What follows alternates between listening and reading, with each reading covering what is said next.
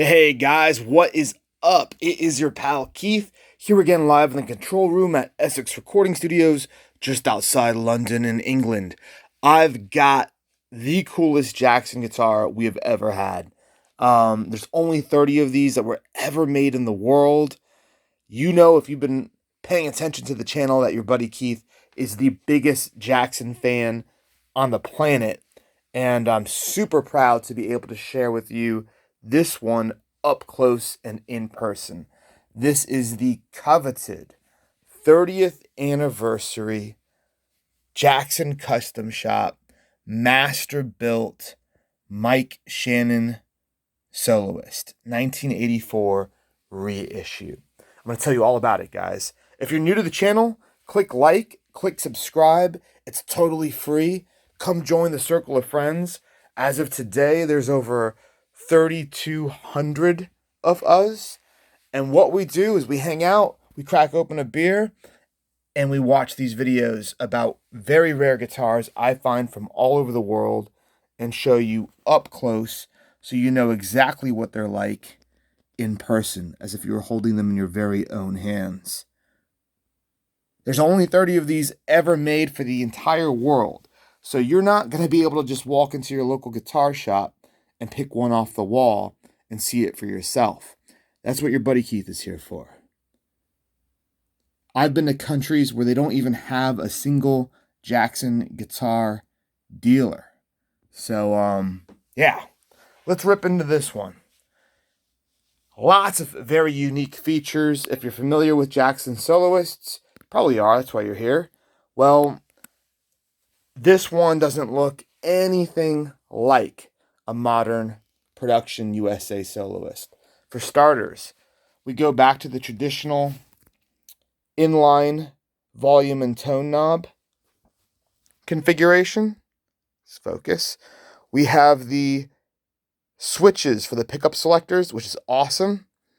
And we have a top-mounted 1984 special edition Floyd Rose. Has the big brass block on the back and brass fine tuners. This is a very special edition Floyd Rose Tremolo. Top spec, guys. EMG 81 in the bridge and 2 EMG SAs for the middle and neck pickup. You've got your serial number. J is a custom shop prefix. So you've got J8563. You check the hang tag. Where are we there? J8563. And sure enough, on the certificate signed by the man himself, Mike Shannon, J8563. So it's all numbers matching. Very cool. What else is interesting about this? Check out the binding. So the binding on the neck has that classic Gibson binding over the frets. It has the fret nibs. This is something they did away with in the early days because it's expensive and it's time consuming. Not because it's worse or anything else. It adds a lot more to the production process of the guitars versus just pre-slotting them for the frets and popping them in. All right? You do not get these on any other custom shop Jackson. I've had a lot of custom shop Jacksons, a lot of USA ones. The only ones you find this on are the early San Dimas era Jacksons. I don't know if any early Ontario ones had it. I can't remember any. But they did away with it shortly after becoming super popular and having to kick up production numbers. All about saving money. The other really interesting thing is the logo. It does not have the modern mother of pearl logo. It has the early 80s logo where the O and the N are touching. They don't do that on even a lot of the early stuff. You look there. Look there. Doesn't touch. Here it does. Okay. So that is part of what makes it special. You have totally different pickup selectors, more versatility there. The knob and tone configuration, the bridge with the brass tuners, the brass block. You've got the binding over the frets, and you've got the classic 80s logo. Well, there's more. Before we turn around the back and show you all the other cool features, I'll show you the case candy. This guitar came to me as new old stock. It was owned by one collector who got it. It hasn't been played. I mean, the whammy bar, everything is still sealed. And I mean, this is sealed. You can't open this. I mean, you can, but yeah, this is totally sealed. Original manual, whammy bar, Allen keys. They've never been touched. You've got a special edition 30th anniversary strap that clearly has never been used. Awesome. You have a set of Jackson picks that came with it. You've got your keys. This is a very special case, obviously. On the inside here, you've got the 30th anniversary logo, but also on the outside, it's the only case I've ever seen like this, 30th anniversary Soloist. Wow. Okay, now we'll show you the back, which is just as special as all the features on the front. Construction is very different too. So this is a three-piece quarter sawn maple neck where they don't do the scarf joint. As you can see, you can kind of see the lines here. Those aren't lines coming through the lacquer or anything like that. It's not a fault. That's just the natural wood lines where the wood is joined. There you go. You can kind of see it at the right angle. So totally different construction than a modern USA Soloist. Totally different construction.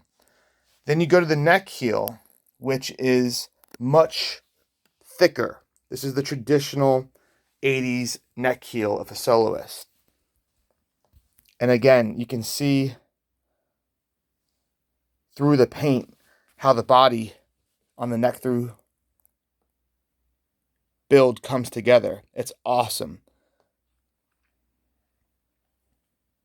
And you've got poplar wings instead of alder. Pretty sure I have that right. I don't have that backwards, do I? So go check the video again. There is a video, by the way, of Mike Shannon talking about all of these different differences. Bigger control cavity on the back. Wow.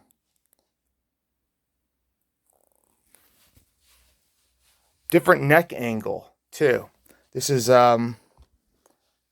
highly desirable. Most Jackson guys like the top-mounted Floyd with this neck angle.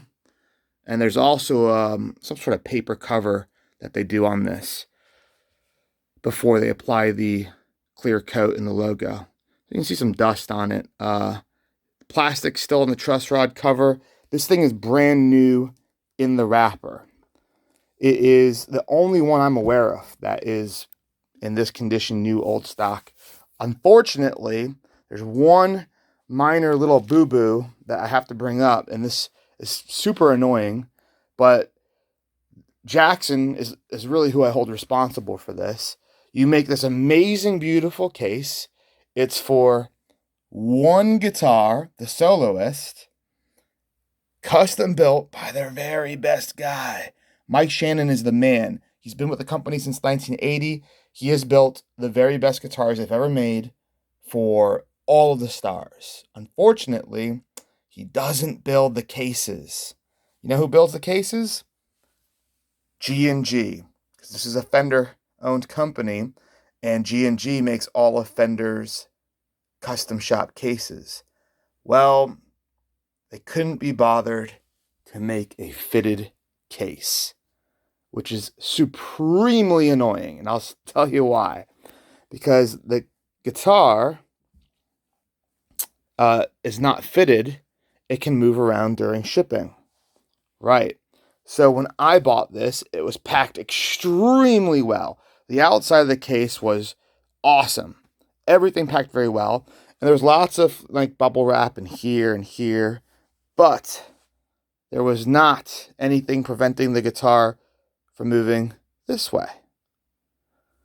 So you can see there's a little bit of play here. Cool. Guys, let this be a life lesson to everyone, and you probably already know where I'm going with this, but if a guitar moves around in a case, if you ever ship a guitar and it's not in a fitted case, I mean really well fitted case, and it has a pointy part on the body, it is almost certainly going to get chipped when you ship it. And that is what happened with this. We have brand new guitar, everything's sealed, plastic still on the truss rod cover. I mean, there's not a pick mark on this thing. There's just some dust from it being open in the control room here, right? And it gets, I mean, the little piece is actually still right there. If you have a look, that's the piece that came off. You might be able to do some sort of restoration thing, and it's very minor. I mean, it's something that you'd expect on any used Jackson, but it just really stinks that it happens on the very finest one they make. That's new old stock condition. Yeah, bummer. But it's there, guys. It's part of the history. It's unfortunately for you or whoever ends up with this, it was completely unavoidable, and it's not your fault. And it 100% comes down to G&G. Send them a little letter.